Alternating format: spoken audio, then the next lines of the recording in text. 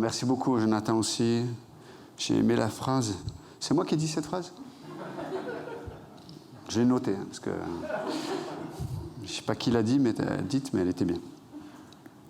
Ok, on va tourner ensemble dans le livre de la Genèse, toujours dans notre étude du livre de la Genèse, Genèse 23. Alors, on ne va pas lire tout le passage parce ça nous prendrait beaucoup de temps. Donc je vous encourage peut-être à le regarder à la maison. Mais ça nous parle de Sarah qui va mourir à l'âge de 127 ans. Et Abraham va enterrer sa femme, mais n'oubliez pas, il est un étranger en Canaan. Et donc, il faut que... Alors, n'oubliez pas, les étrangers dans ces pays, selon les zones où ils se trouvaient, devaient payer une rente, devaient payer une location du terrain qu'ils utilisaient à ceux qui gouvernaient la région. Mais Abraham avait en tête ce que Dieu lui avait dit. Et Dieu lui avait dit, tout ce pays, donc Canaan, t'appartient, va appartenir à ta descendance. Et donc, comme sa femme vient de mourir, il veut l'enterrer chez elle. N'oubliez pas, à l'époque, on ramenait soit les os des morts ou le corps, on le ramenait toujours dans la patrie de la personne. Et Abraham, à cause de la prophétie de Dieu, à cause des promesses de Dieu, il a intériorisé le fait que, à cause de la parole de Dieu, il a intériorisé le fait que ce lieu où il est étranger encore, c'est sa patrie. C'est sa patrie. La parole de Dieu, les promesses de Dieu qui ont été intériorisées dans son cœur ont fait qu'il s'est approprié la promesse de Dieu. Et donc, comme il s'est approprié la promesse de Dieu, dans ses actions, il prend des décisions, il a des actions qui sont liées à cette réalité qu'il croit dans son cœur. Et donc, il va enterrer Sarah dans la patrie, mais dans la patrie liée à la promesse de Dieu, dans la patrie des réalités éternelles. Non pas dans la patrie d'où elle vient, mais dans la patrie qui lui a été attribuée par Dieu lui-même. Et ça, c'est réellement important, on va en parler ce matin, mais c'est réellement important de considérer cette réalité. Et on peut voir que Abraham avait bien sûr une culture, quand il est parti de Ur était une région très florissante, au niveau culturel, au niveau social, à tous les niveaux. Mais il a quitté pour obéir à Dieu. Mais il avait tout cet arrière-plan culturel, etc. Mais on peut voir que plus la parole de Dieu prend de place dans nos cœurs, plus notre culture devient la culture liée aux promesses de Dieu. Et non plus la culture d'où je suis issu, la culture où je vis. Non, ce qui l'influençait, ce n'était pas ce qui était à l'extérieur de lui, mais ce qui a influencé Abraham, c'était la culture qui s'était intériorisée à cause des promesses de Dieu.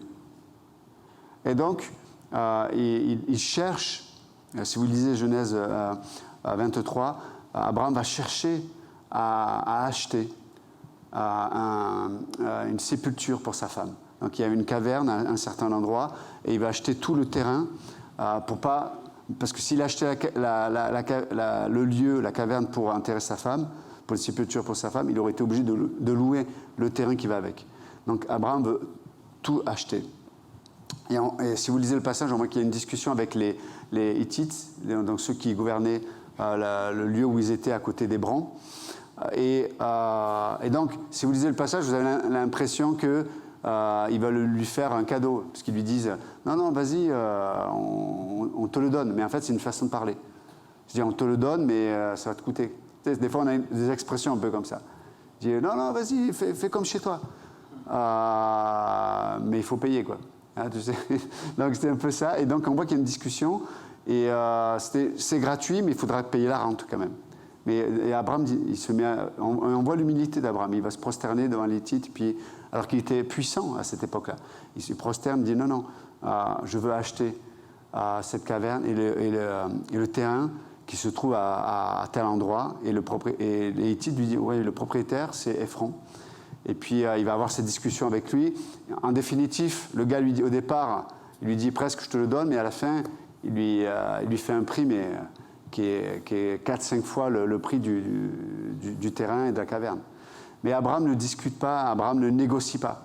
Parce que la valeur qu'il voit à travers ce terrain, cette caverne, n'est pas liée à sa valeur actuelle. La caverne et toute la terre qui allait avec avait une valeur prophétique. Et donc, la question de ce matin, quelle est la valeur de la prophétie? Quelle est la valeur de la prophétie dans nos vies? Et quand je parle de la prophétie, quelle est la valeur des promesses de Dieu dans nos vies?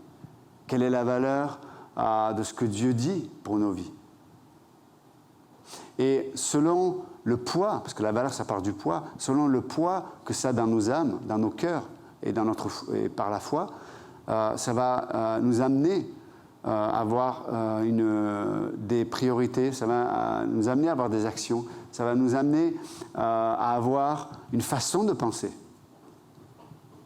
Et donc, ce chapitre est vraiment important, chapitre 23, parce que ça nous enseigne beaucoup de choses. Beaucoup de choses.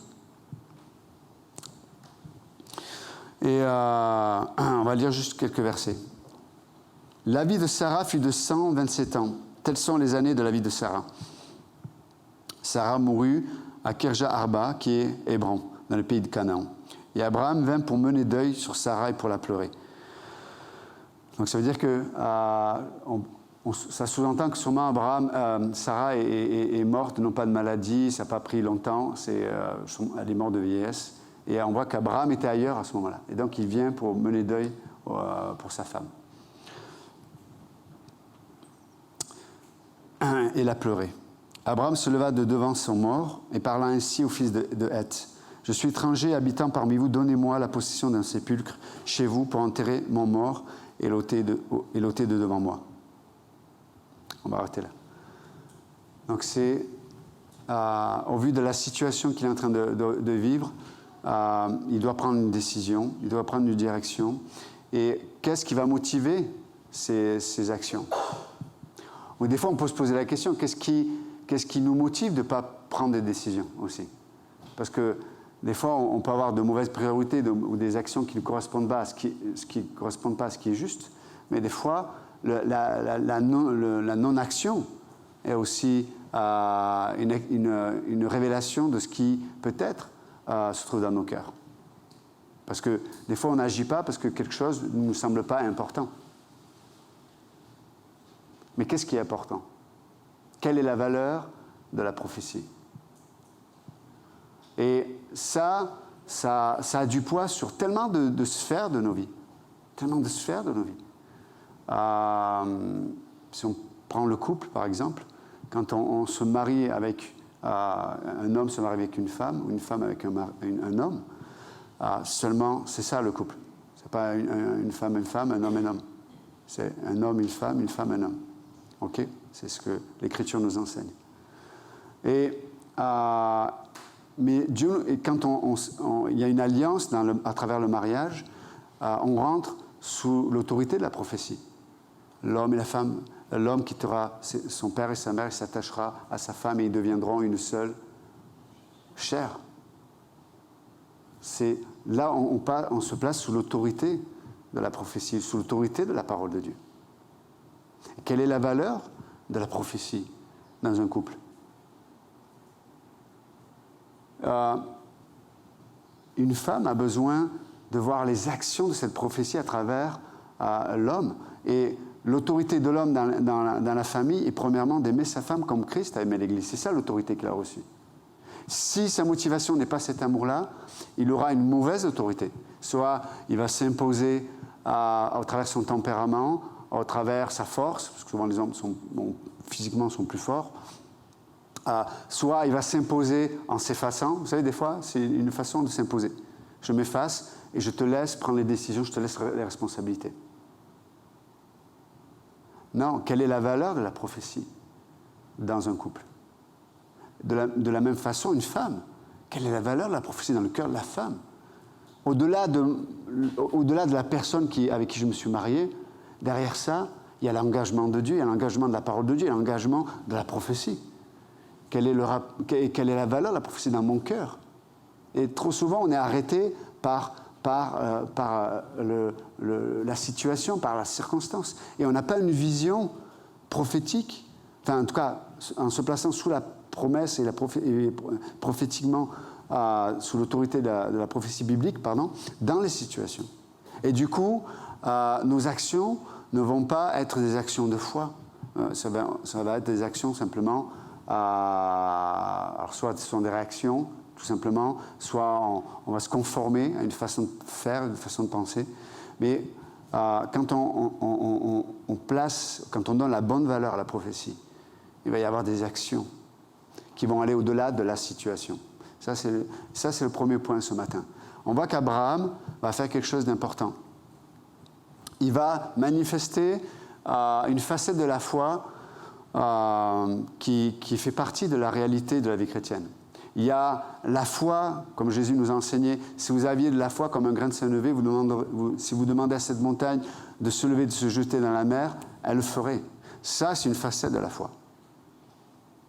Mais il y a une autre facette de la foi, qui est que quand je vis à travers la parole de Dieu, les promesses de Dieu, il y a des actions, il y a des pensées, il y a des priorités qui vont nourrir et me donner une capacité dans ma foi pour que cette dernière soit suffisante pour la montagne qui sera là demain.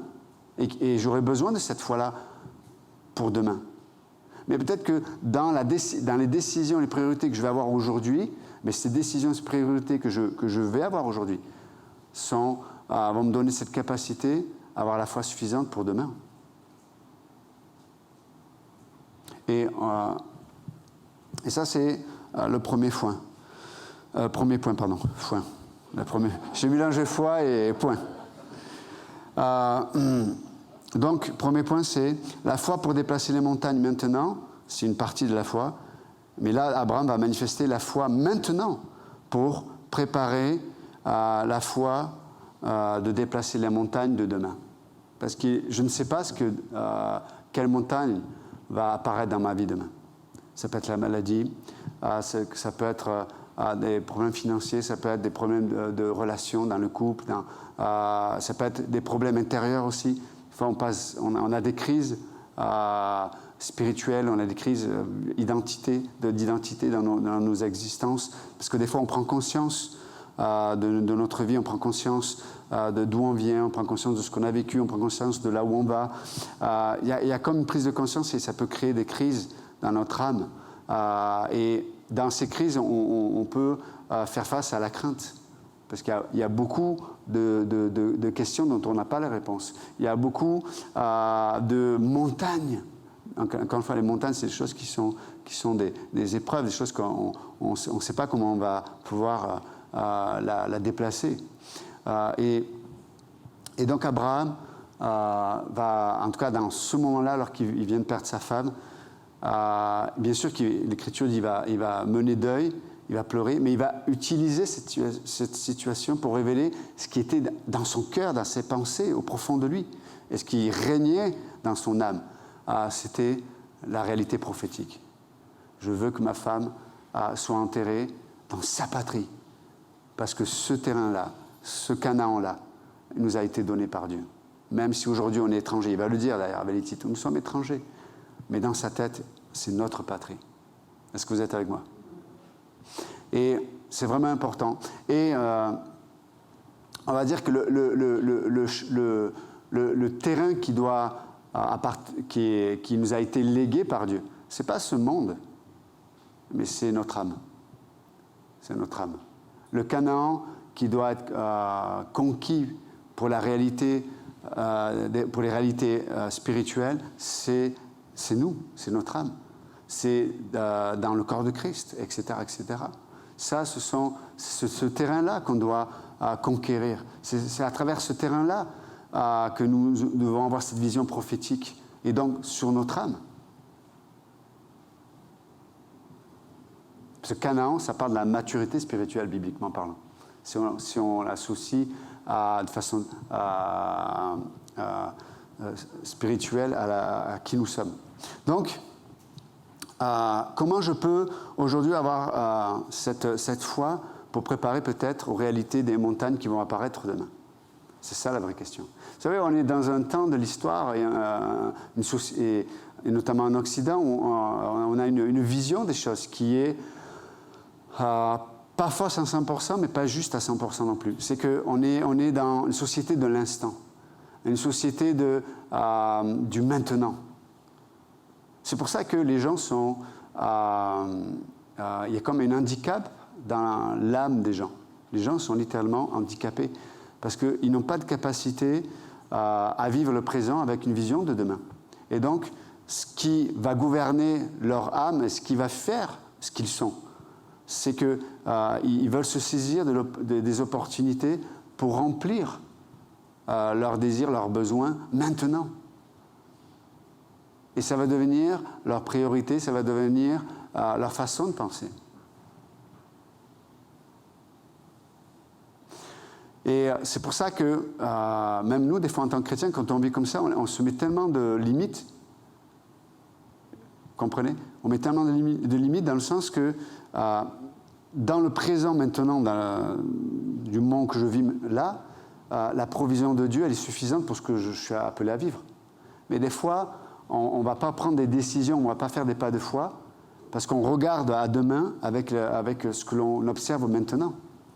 Mais Dieu est suffisant pour faire ce qu'il a à faire demain, s'il m'appelle à vivre quelque chose demain, ou à faire quelque chose demain. Vous vous souvenez, on a dit que quand on parlait de l'amour, et notamment de ce qui a amené à changer nos motivations pour qu'elles deviennent l'amour agapé de Dieu, c'était la croix. Et on disait que la croix, c'était la provision immédiate de Dieu. Elle est disponible maintenant.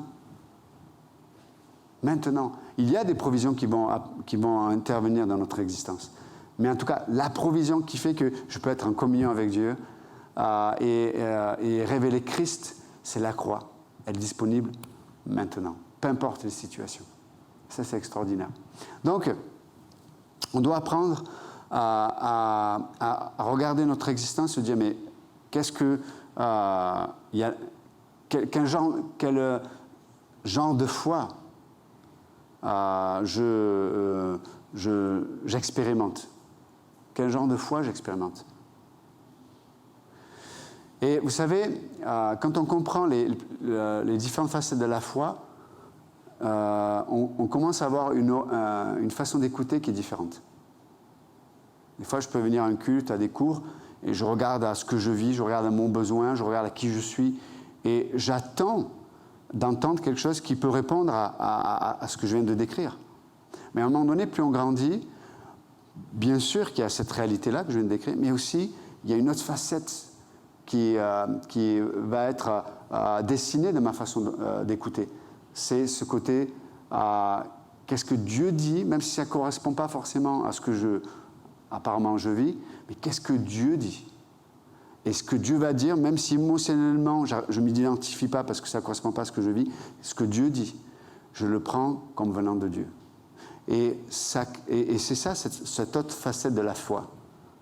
Parce que ça va me donner une capacité à avoir cette foi nécessaire pour déplacer la montagne qui apparaîtra demain. Et comme je viens de le dire tout à l'heure, comme on est dans une société de l'immédiateté, du coup, on n'a pas cette façon, on n'a pas cette oreille qui a été façonnée aussi pour pouvoir écouter de la bonne façon. Et des fois, comme on n'a pas eu cette oreille qui a été équipée, quand les montagnes arrivent dans notre existence, on voit que nos bras sont trop courts. Notre foi n'est pas suffisante. Nous sommes désarmés des fois devant les montagnes qui apparaissent dans notre existence. Mais on peut voir qu'Abraham avait cette écoute, avait exercé cette écoute-là aussi dans son âme. Et quand sa femme est décédée, il y avait ce côté, la séparation, il a passé toute sa vie avec cette personne qu'il aimait, il y avait le deuil. Il a pleuré, dit l'Écriture. Et ça, c'est la réalité de ce que produit la mort en même temps. C'est vrai ou pas? On n'est pas des robots, vous comprenez? On est dans la foi et en même temps, on est tellement aussi un peu humain, non? Et dans notre humanité, on est limité dans notre compréhension des choses aussi, on est limité. Et puis, quand il y a la mort, nous frappe d'une façon ou d'une autre. Il y a le deuil, il y a la séparation, la personne n'est plus là pendant un temps, même si on a l'espérance. Mais voilà. Et j'aime, comme dit l'Écriture, est claire. Abraham a ce deuil et il pleura. Et il pleura. Et souvent on a une image, je fais une parenthèse, des fois on a une image de la spiritualité, de la vie avec Dieu comme un peu bouddhiste, un peu, tu sais, c'est comme plus tu deviens spirituel, plus tu te détaches des choses et plus de moins en moins tu es touché par les choses de la vie. C'est faux. Plus tu grandis avec Dieu, plus tu as les sentiments de Christ qui règnent en toi. Et avec le temps, on devient... moi, il y a des choses qui ne me touchaient pas hier, mais aujourd'hui, je suis touché quand je vois la vie des gens, quand je vois les épreuves des autres, quand je vois les décisions, les mauvaises décisions des fois, quand je vois des choses qui se passent dans la vie des uns et des autres, des gens qu'on aime en fait, en Christ. Ça a un impact sur nous. Alors, ça ne règne pas dans mon âme, parce que c'est la parole de Dieu, c'est la personne de Christ qui règne, mais ça a un impact dans qui je suis. Et c'est normal. Même Jésus, quand il va voir Lazare qui est décédé, et puis quand il voit que tout le monde est bouleversé, il pleure. Quand il regarde Jérusalem, là aussi il a une vision prophétique. Il sait ce qui va se passer. Il pleure. On n'a pas un Dieu qui est détaché. On n'a pas un Dieu qui n'est pas rempli d'empathie. Au contraire, il a beaucoup d'empathie. Donc, le premier point, exercer sa foi à cause de la valeur de la prophétie. À cause de la valeur de la prophétie. Et je continue de façon plus pratique. Je reviens un peu à l'histoire de couple. Il y a des choses qui ne vont pas se résoudre du jour au lendemain. Non. L'être humain, les gens ne sont pas des ordinateurs et ou un téléphone, tu fais reset, zout, et on est reparti. Ça ne marche pas comme ça. En plus, Dieu veut saisir le cœur, Dieu veut le cœur des gens. Et dans les situations, des fois, si on n'a pas cette facette de la foi, on peut se décourager. Parce que quand si on vit que dans le présent et qu'on voit la personne qui a telle attitude, tel comportement, telle réaction, tel mépris, telle colère, des fois les gens sont durs entre eux. Ils disent des choses qui nous blessent. Parce que, vous savez, notamment dans les relations de couple, ou dans les amitiés, ou quand on est proche de quelqu'un, on est tellement nu. Il y a une forme de nudité quelque part. Ça veut dire qu'il y a plein de barrières de protection qu'on n'a pas entre nous, parce qu'on est proches, on s'aime. Mais quand il y a des conflits, quand il y a des incompréhensions, du coup, il n'y a plus ces filtres-là, qui font qu'on peut avoir une réaction plus modérée. Là, en général, plus il y a plus il y a de l'amour, des fois, plus on s'est exposé, et plus quand ça va pas, quoi.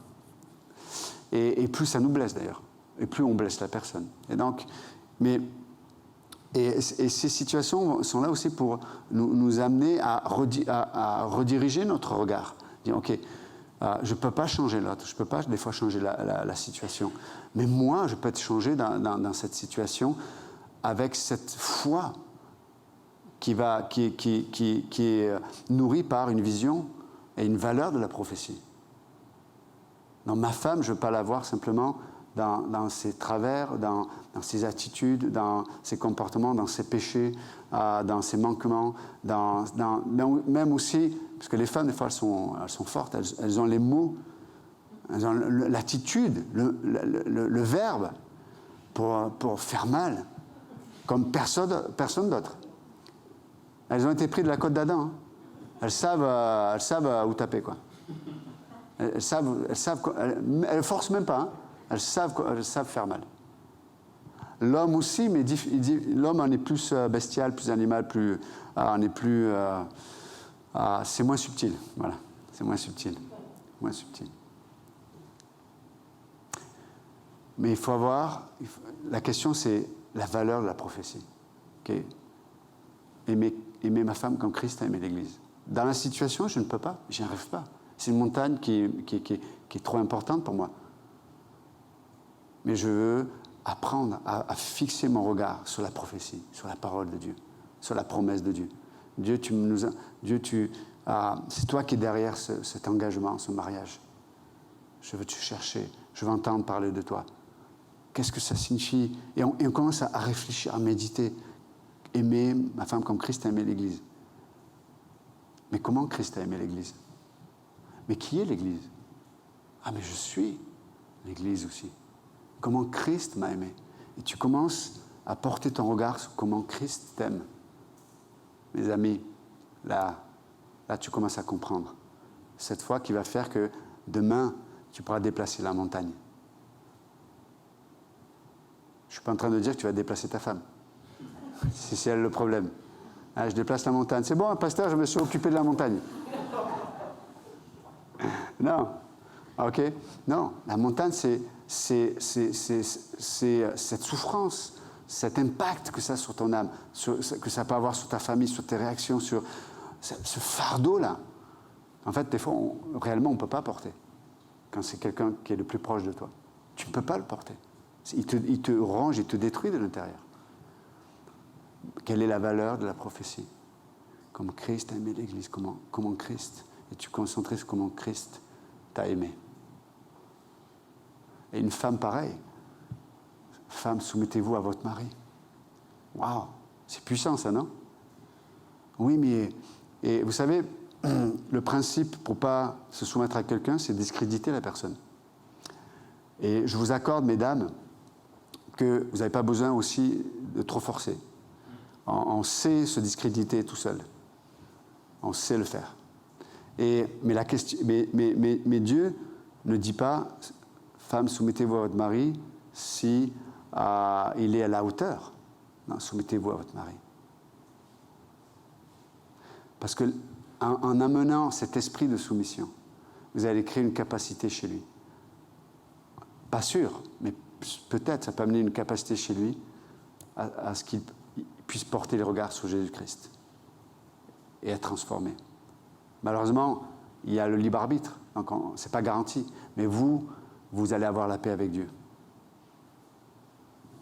Et parenthèse, la soumission, ce n'est pas un effacement de volonté, c'est pas ça, ça c'est dans l'islam. Vous êtes au mauvais endroit. Hein? On n'est pas dans une mosquée. La soumission, c'est ce respect dans nos cœurs, dans le cœur de la femme, c'est ce respect qu'elle a pour son mari. C'est pour ça que quand on discrédite son mari, on le juge, et en fait on ne voit que ce qu'il ne fait pas pour m'aimer. Mais c'est pas ce que Dieu vous demande, mesdames. Soumettez-vous à votre mari. Dans votre cœur, qui est ce respect, à cause du poids, de la valeur de la prophétie. Est-ce que vous me suivez ? La deuxième chose qu'on voit dans ce chapitre, donc je vous encourage à le lire et avec les points que je vous donne, essayez de le lire avec ce regard-là. La deuxième chose qu'on peut observer dans ce passage, c'est que donc ça, c'est le premier point, c'est ce côté de la foi d'aujourd'hui qui va me donner une capacité à avoir la foi de demain pour déplacer les montagnes. Mais il y a le côté pratique un peu. C'est que Abraham n'est plus simplement dans la satisfaction de l'idée de la promesse. C'est que pour lui, ce n'est pas une idée, la promesse. Pour lui, c'est une réalité. Et on va dire que la promesse de Dieu a converti ses pensées, ses actions. Ça, c'est le deuxième point. Les promesses de Dieu, la promesse de Dieu a converti ses pensées et ses actions. Donc, ce n'est pas simplement qu'il a la bonne façon de penser sur ce que Dieu a dit. C'est que ça règne dans ses pensées et dans ses actions. Et la question, c'est comment la prophétie donc, peut régner dans mes pensées, dans mes actions. Et je vous ai donné un peu un exemple tout à l'heure, mais c'est de s'exercer de façon quotidienne à pratiquer la parole de Dieu. Quand tu as lu Timothée, tout à l'heure, Jonathan, quand il est parlé de cette... C'est intéressant, l'Écriture, elle ne donne pas... elle donne pas des associations de termes ou de mots de façon hasardeuse. C'est qu'il y a une réalité derrière les choses. Mais quand il est parlé de la foi sans hypocrisie, le mot hypocrisie, c'est ce côté double des choses. Et Dieu veut qu'on s'exerce à ce que ces promesses convertissent nos pensées, dans le sens qu'il veut qu'on croie ce qu'il dit, tout simplement, sans arrière-pensée, sans « mais », sans non, je crois Dieu. Et je mets tout mon être dans ce que je crois. Et je dis ça à dessein ce matin, parce que je sais dans quelle société on est. Je sais comment la philosophie, notamment des Lumières, a façonné nos pensées. Et comme disait Pasteur Chebeli, quand il parle de ce que le diable a fait dans nos sociétés, c'est que les ténèbres se cachent toujours dans la complexité. Les ténèbres se cachent toujours dans la complexité. Et en fait, il n'y a jamais de simplicité, il n'y a jamais du coup de liberté, et il n'y a jamais réellement d'amour. Parce qu'il y a toujours quelque chose qu'on retient. Parce que dans la complexité des ténèbres, il y a toujours une crainte qui fait qu'on ne s'abandonne pas réellement à Dieu notamment. Et on ne s'abandonne pas totalement aux promesses et à la parole de Dieu. Mais Abraham n'a pas fait ça. C'est pour ça que des fois, pour ça que je disais que des fois, on a des difficultés dans notre vie chrétienne, parce qu'en fait, notre foi n'est pas sans hypocrisie. Elle est double. Alors, bien sûr qu'il y a des domaines où on est sur le chemin de la maturité, où Dieu nous éduque et on grandit, on va dire, vous comprenez ? Un peu comme cet homme, ce papa, vous vous souvenez, qu'il y avait un enfant qui était agité par les démons, et les disciples ont essayé d'exorciser l'enfant, ça n'a pas marché, puis Jésus vient et il dit, mais le papa dit à Jésus, mais si tu peux. Et Jésus lui dit, comment si je peux ? Tu sais pas qui je suis alors. C'est pas si je peux, c'est qu'est-ce que tu veux ? Et qu'est-ce que tu crois, pour le dire autrement. C'est ça, nous en tant que chrétiens, c'est pas ce que je veux, mais c'est qu'est-ce que je crois de ce que Dieu dit. Et là, l'homme dit à Jésus, Seigneur, viens au secours de mon incrédulité. Donc on voit, il avait une bonne attitude, il savait il avait du mal à se confier en Dieu, parce qu'il avait eu la mauvaise expérience des disciples, qui n'avaient pas réussi à guérir l'enfant. Et Jésus va le guérir. Donc c'est extraordinaire. Donc, le deuxième point, c'est vraiment ça, c'est d'avoir cette foi où on n'a pas des raisonnements qui font que on met de côté, vous savez, on met de côté. Je te fais confiance, mais je garde quand même de côté un peu dans ma poche, quoi. Ouais, et c'est un peu cette idée-là. Dieu, je te fais confiance, mais quand même, je prépare le terrain au cas où tu m'oublies, quoi. C'est pas la foi, ça. Je reviens à l'histoire de couple. Seigneur, je te fais confiance pour me soumettre à mon mari, mais quand même, je garde des billes s'il ne change pas, s'il n'a pas la bonne attitude, je garde ce qu'il faut pour taper là où ça fait mal. Ou je garde ce qu'il faut pour justifier ma dépression, pour justifier un divorce, pour justifier... Non.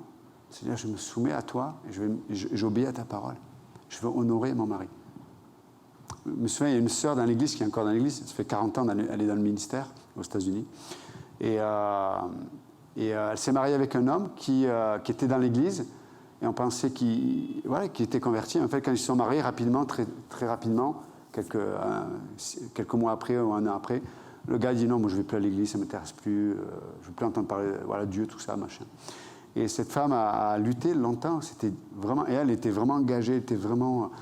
Et moi, ce qui m'a toujours touché dans cette sœur, c'est sa soif, son humilité, mais toujours son regard de foi par rapport à son mari. Toujours. Tant le gars, il faisait que des crasses, vraiment, le gars, il était... tu sais, tu as envie de lui dire, écoute, reste là, je vais lui parler à ton mari 2 secondes. Je vais lui parler à ma façon. Tu vois moi, je suis un peu italien, je parle avec les mains. Mais non, toujours édifiant, toujours vraiment, waouh, j'en revenais pas, quoi. Elle avait le poids de la prophétie. Le poids de la prophétie était plus lourd que le poids de sa souffrance. Le poids de la prophétie. Et du coup, elle avait une liberté, malgré elle n'était pas esclave de son mari, en fait, ou de son attitude. Elle avait une liberté en Christ incroyable. Alors, il ne la battait pas, il n'était pas violent, hein, mais voilà, il y a d'autres formes de violence aussi. Mais, donc, on peut voir que cette sœur, la parole de Dieu, la prophétie, avait converti ses pensées et ses actions. Vous êtes avec moi? Voilà. Voilà. Et quelqu'un pourrait entendre ce que je dis ce matin et se culpabiliser. Peut-être que vous avez subi un divorce, peut-être que vous avez vécu des choses difficiles. Vous dites, waouh, et vous vivez sous la condamnation. Non. Quel est le poids de la prophétie dans ce que je dis ce matin? Tu l'as rappelé, le pardon, la miséricorde. Tu ne peux pas changer le passé, ok, c'est fait, c'est fait. Mais là, maintenant, quel est le poids de la prophétie dans ton âme? Quel est le poids de la prophétie quand Dieu dit il n'y a plus de condamnation pour ceux qui sont en Jésus-Christ? Quel est le poids de la prophétie vous voyez ce que je veux dire? C'est très pratique. Et si vous pensez comme ça, sans une foi hypocrite, sans arrière-pensée, la parole de Dieu va convertir votre âme au travers de vos pensées. Et quand il y aura des moments difficiles comme le deuil, comme Abraham a perdu sa femme, au milieu du deuil, il va avoir une capacité à la foi, au discernement et utiliser même cette situation pour les réalités éternelles. Il va acheter ce terrain. Troisième point, pour finir. Comme je le rappelais tout à l'heure, Abraham veut acheter le terrain et la caverne pour enterrer sa femme. Il ne veut pas louer. Il ne veut pas s'associer avec les Hittites. Et vous savez, la tribu des Hittites, c'est je l'ai marqué, c'est Heth, H-E-T-H. Heth, c'est celui qui est à l'origine de ces tribus. Ça signifie, c'est intéressant, ça signifie en français, mais si on le traduit en français, ça signifie terreur. Terreur. C'est intéressant quand même. Hein? Terreur. Abraham ne voulait pas s'associer avec ceux qui allaient nourrir sa crainte.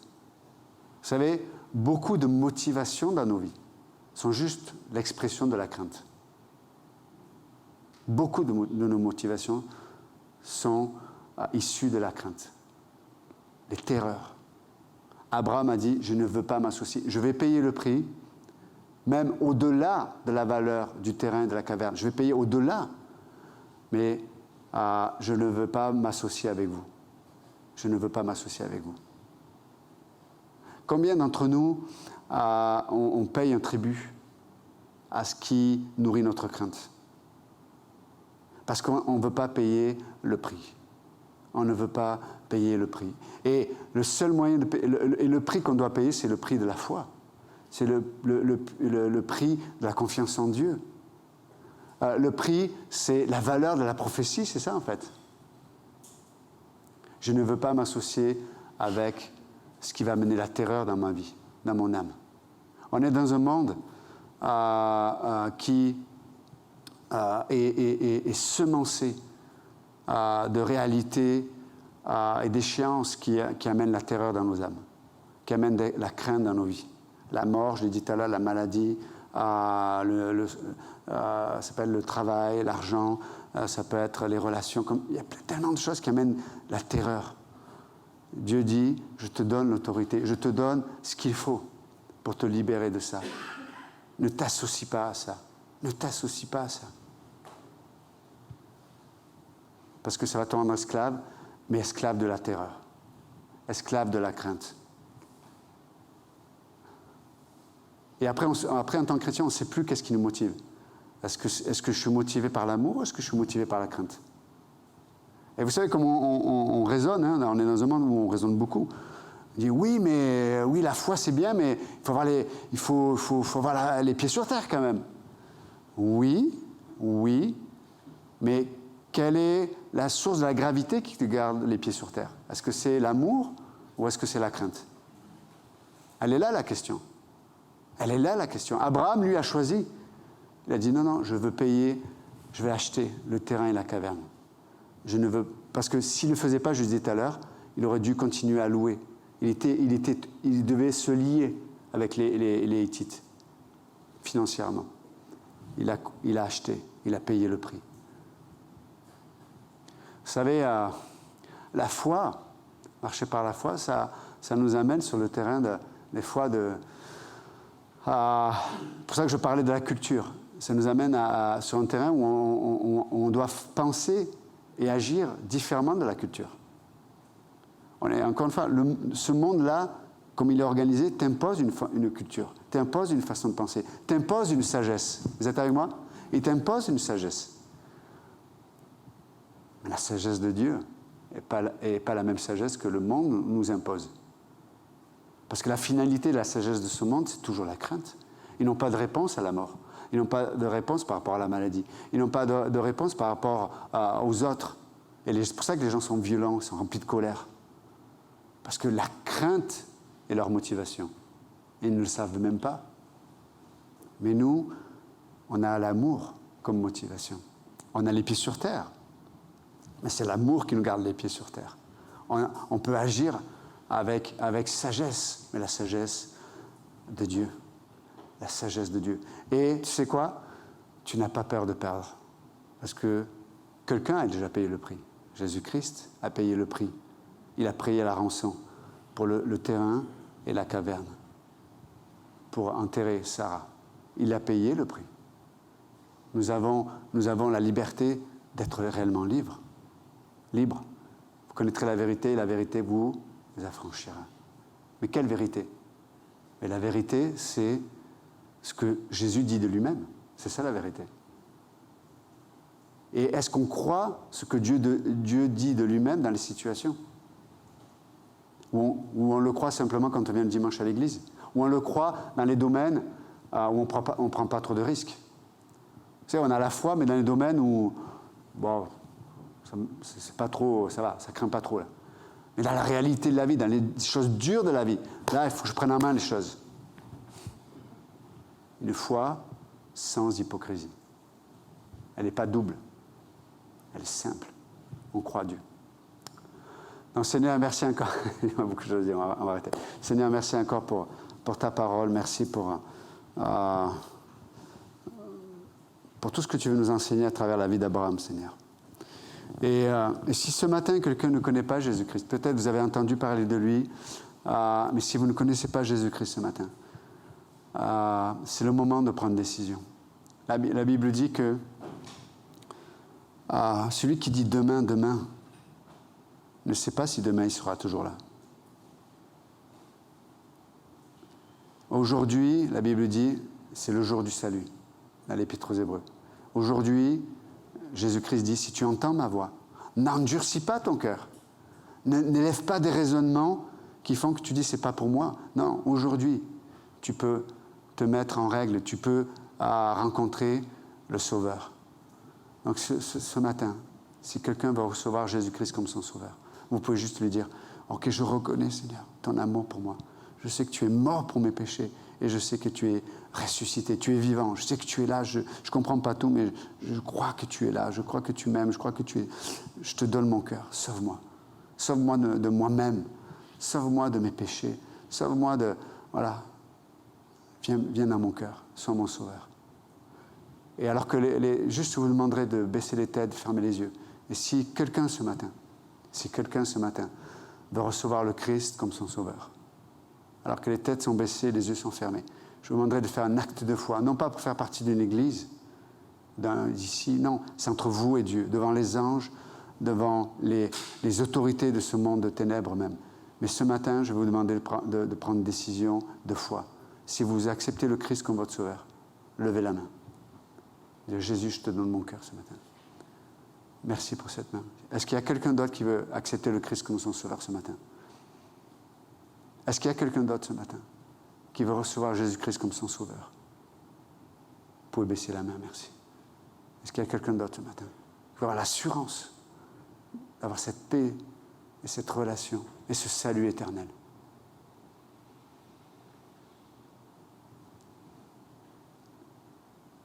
Je le redis encore ce matin. Est-ce que quelqu'un veut donner sa vie au Christ ce matin? Levez la main. C'est entre vous et Dieu. Non, merci Seigneur encore pour cette matinée, pour ta parole.